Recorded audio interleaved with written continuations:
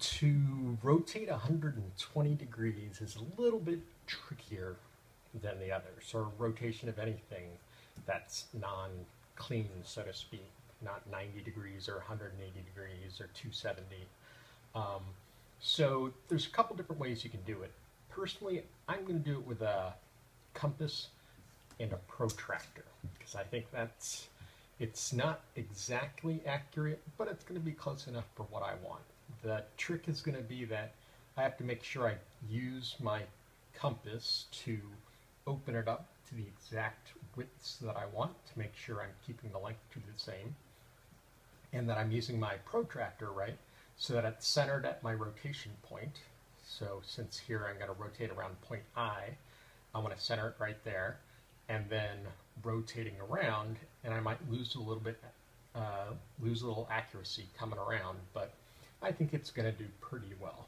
So to rotate around point I obviously isn't going to go anywhere because the distance from each point to the center of rotation doesn't change.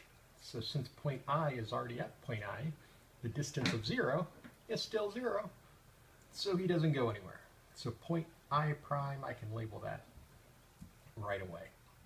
So if I was going to do point G, so here are two things that I got to keep in mind. Again, the distance has to be the same. So I'm going to take my little compass, take my point so that it's centered at point I. That's going to be my center of rotation. And then I want to open my compass to get the exact length that I want from G to point I. Because then that distance is going to be the same distance that I want no matter where I decide to rotate. I can decide to rotate this far or this far, however far I really want to rotate. That's not going to really matter. And that's where I need my protractor. But the distance is going to be the same regardless. So I've got my compass opened up exactly the way that I want it to. Maybe even a touch more, but that's pretty darn close. And then now I want to take my protractor and center it at point I, and I want G to start at 0 degrees. So the little crosshairs at the center, I want my crosshairs to line up so that point G is at like 0 degrees, and then I just want to rotate until I get to 120. Now mind you, I don't want to stop this 120 because that would be less than 90 degrees, so I do have to make sure I come around to the far side. So, get it centered as accurately as you can. I'm going to put my compass right there, so again, my distance from I to G is set. And then I just have to rotate my compass until I get to around 120 degrees, and I make my little mark. So, I lose a little bit of accuracy because how perfectly lined up am I to 120 degrees? I don't know, maybe 119. Not sure, but I'm pretty darn close. And so I'm going to call that point G prime.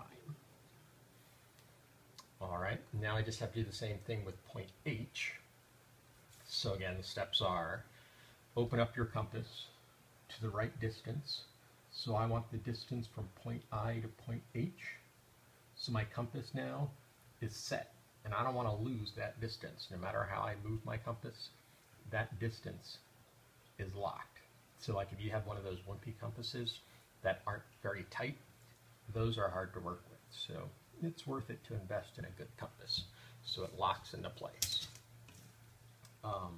So then I take my protractor, center it at point I, and now I want H to be lined up with 0 degrees. So on my crosshairs right there, I'm going to take my compass. Now I'm trying not to block the view of the camera here. But so I take my compass, point H, and I want to rotate around to 120 degrees. Now here you can kind of see how accurate am I being? Because I'm just kind of eyeballing it, how much I'm lining that up with 120. So I'm just kind of hoping that I'm close. And so that's going to be h prime. So while I'm confident that my distance from I to h is correct, how well did I line it up with 120 degrees? I don't know.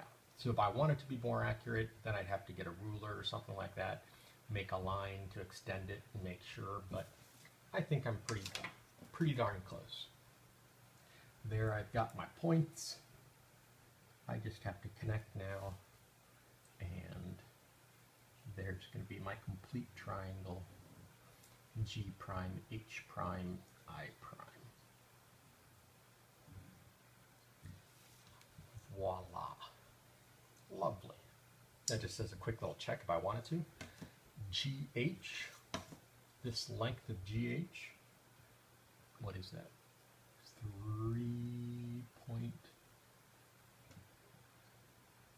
3.5 centimeters. Gosh, I'm hoping that's what that is. 3.5 centimeters. That looks pretty good.